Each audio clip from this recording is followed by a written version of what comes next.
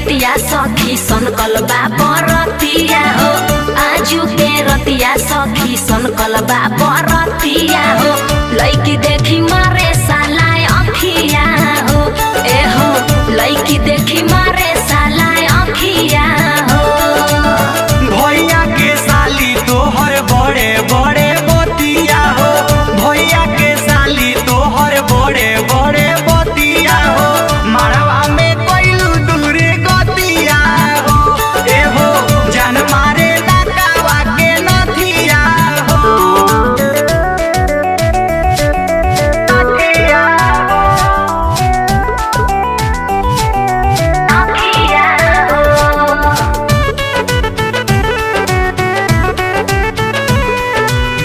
जान मारे नकावा के नथिया हो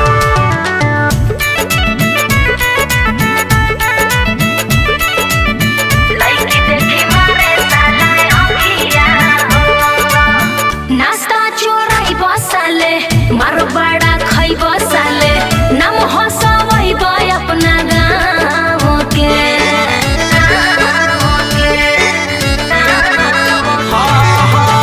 सुनो ये सोना साली कोरेलू चूना साली छनकता पायल तोहरा पाँव के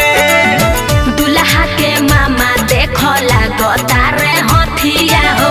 दुल्हा के मामा देखो लागता रे हथिया हो लइकी देखी मारता रे अखिया हो। ए हो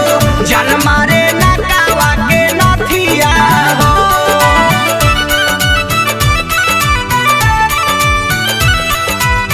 जान मारे नकावा के नथिया हो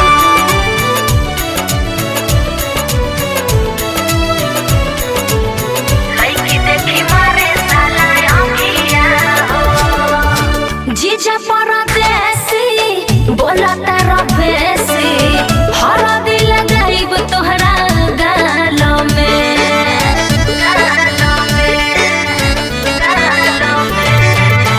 छोड़ब ना आज तोहे नेहाराज तोहे तोहके बताइब जय माल में